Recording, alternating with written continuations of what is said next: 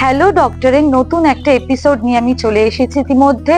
আর আজকের বিষয়বস্তু হচ্ছে ছোট সদ্যজাত যারা শিশু তাদের সতর্কতা, অর্থাৎ তাদের বর্ষাকালে যে আমাশয় হচ্ছে বা ডিসেন্ট্রি হচ্ছে তাদের হাত থেকে রক্ষা করতে গেলে কি কি সতর্কতা অবলম্বন করতে হবে, পাশাপাশি যারা সদ্যজাত মা হয়েছে মায়েদেরকেও কি ভাবে নিজেকে পুষ্টির জোগাড় দিতে হবে যাতে করে বাচ্চারা বেস্ট ফিট করতে পারে, তাদের মা এবং বাচ্চার মধ্যে কোনো রকম ভাবে যাতে অসুখ বা কোনো রকম অসুবিধা না হয় সেই দিকটা অবলম্বন করার জন্যই আমি সরাসরি কথা বলবো শিশুরোগ বিশেষজ্ঞ ডক্টর রিমো নস্করের সাথে।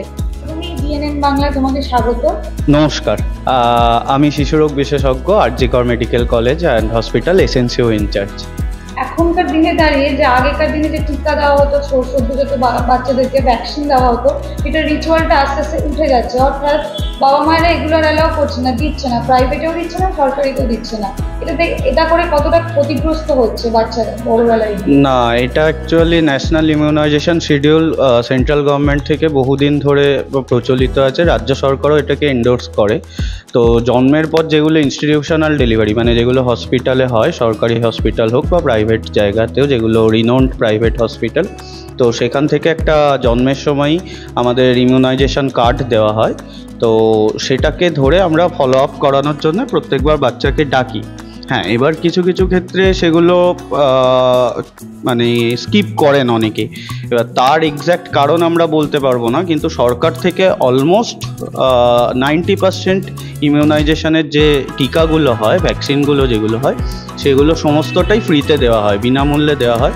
তারপরেও কিছু কিছু অভিভাবকদের অনীহার কারণে কিছু কিছু রোগ যেমন মাম্পস, মিজলস, রুবেলা, ডিপথেরিয়া, এই রোগগুলো পরবর্তী ক্ষেত্রে প্রচুর বেড়ে যাচ্ছে। আমরা অ্যাকচুয়ালি একটা ইরাডিকেশন প্রসিডিওরের মধ্যে আছি, যেটা যেমন চিকেন পক্স, এটা কিন্তু আমাদের এই ইমিউনাইজেশনের ফলেই সম্ভব হয়েছে যে স্মল পক্স আমাদের দেশ থেকে ইরাডিকেট হয়েছে। কিন্তু এরকমভাবে আমরা মাম্পসটাকেও ইরাডিকেট করতে চাইছি, ডিপথেরিয়াটাকেও ইরাডিকেট করতে চাইছি, সমস্ত এই জাতীয় কন্টাজিয়াস যে কোনো রোগ মানে ইরাডিকেট করার জন্য, বা পোলিওটাকেও আমরা ইরাডিকেট করতে চাইছি।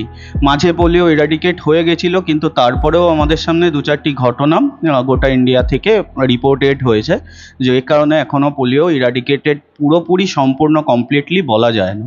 তো এই সমস্ত রোগগুলো এখনও থেকে যাওয়ার এই একটাই কারণ যে কিছু কিছু অভিভাবকদের এই অনীহা বা দূরদর্শিতার অভাব। অ্যাকচুয়ালি বাচ্চাদের যে এই ইমিউনাইজেশনগুলো, এগুলো এখন যদি দিয়ে রাখে তাহলে 14 থেকে 16, 18 এই বছরগুলো যেগুলো সময় আর কি, মাম্পস, মিজলস, ডিপথেরিয়া এগুলো হওয়ার, তো সেখান থেকে অনেকখানি প্রোটেকশন থাকে।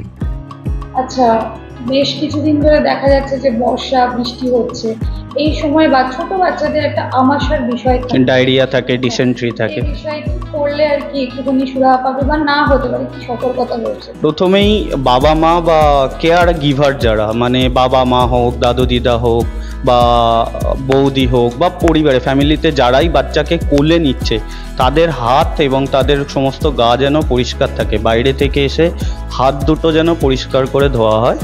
এবং প্রতিদিনের জামা, মানে বাচ্চাকে যারা ধরছে, অনেকে হয় না বাচ্চাকে এসেই বাড়ি থেকে বাইরে থেকে এসেই কোলে নিয়ে নেওয়া, বা ওই জিনিসগুলো করলে হবে না। জামা খুলে বাইরে, বাচ্চার ঘরে কোনো জামা কাপড় খোলা যাবে না, সেটা বাইরে খুলে নতুন ফ্রেশ জামা পরে তবে বাচ্চাকে কোলে নেওয়া বা হ্যান্ডেল করতে হবে। এটা হচ্ছে প্রথম কথা। যারা বাচ্চাকে ধরবে তাদের হাত, তাদের পুরো শরীর যেন পরিষ্কার থাকে। দ্বিতীয় কথা হচ্ছে জল ফুটিয়ে খাওয়ানো।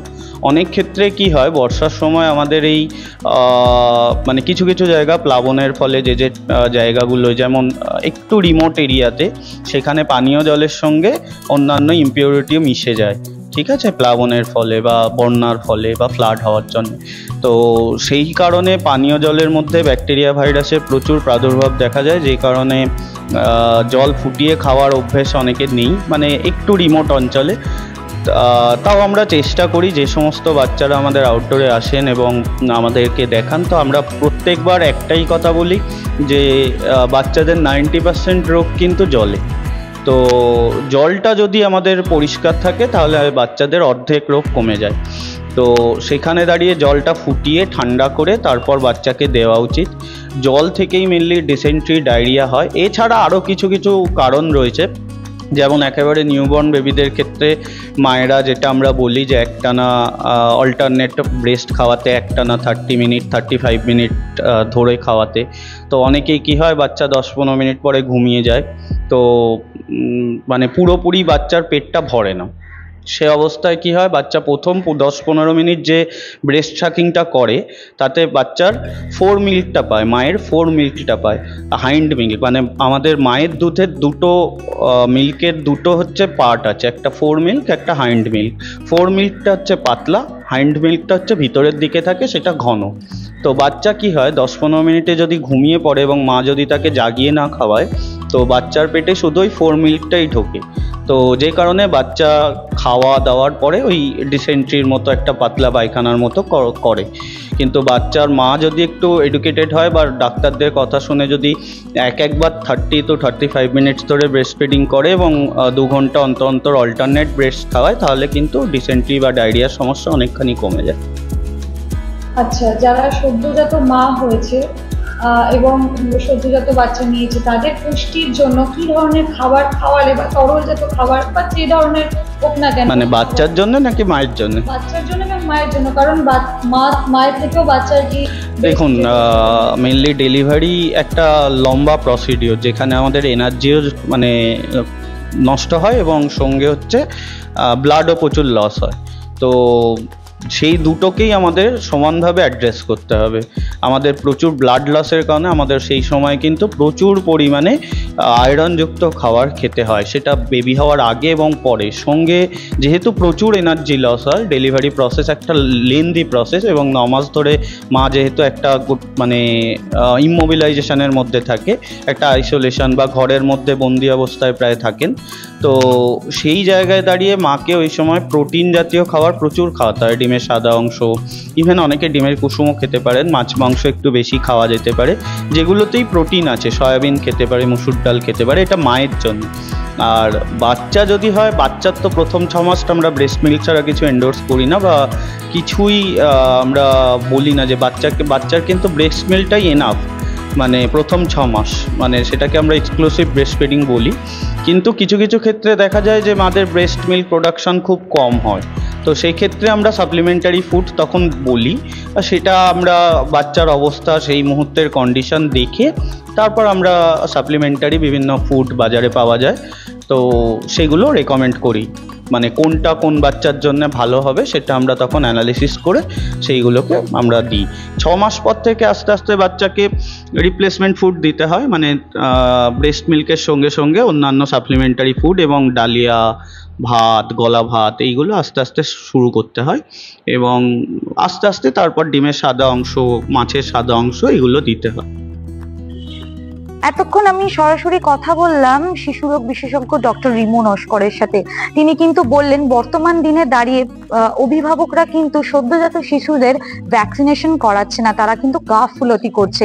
এই গাফুলতির দায় কিন্তু বা গাফুলতির ক্ষতিপূরণ কিন্তু অনেকটাই দিতে হবে, তিনি কিন্তু এটাই বললেন। পাশাপাশি বললেন যে বর্ষাকালে আমাশয় হচ্ছে, সেই আমাশয় থেকে বাচ্চাদেরকে, ছোট সদ্যজাত শিশুদের অর্থাৎ 1 থেকে 2 মাস যে শিশু রয়েছে সেই শিশুদের কিন্তু এই আমাশয় থেকে রক্ষা করতে অত্যন্ত পরিষ্কার পরিচ্ছন্নভাবে তাদেরকে স্পর্শ করতে হবে। পাশাপাশি বাইরে থেকে এসে তৎক্ষণাৎই তাদেরকে স্পর্শ করলে হবে না। এবং ব্রেস্ট ফিডিং এর ক্ষেত্রে তিনি কিন্তু বললেন যে খুব জরুরি একটা ব্রেস্ট থেকে 30 থেকে 35 মিনিট এবং অন্য ব্রেস্ট থেকে 30 থেকে 35 মিনিট, অর্থাৎ পাল্টা বদল করেই কিন্তু ব্রেস্ট ফিডিং করানো উচিত। তাতে কিন্তু মা এবং শিশু দুজনেই কিন্তু স্বাস্থ্যবান থাকবে, দুজনেরই কিন্তু কোনো রকম ক্ষতি হবে না। এ বিষয়ে আপনারা কি বলছেন কমেন্ট করুন কমেন্ট বক্সে। এরকমই সারাদিনের নানান রকম টাটকা আপডেটের নজর রাখুন ডিএনএন বাংলায়। ডিএনএন বাংলা, সবার মনে সবার ফোনে।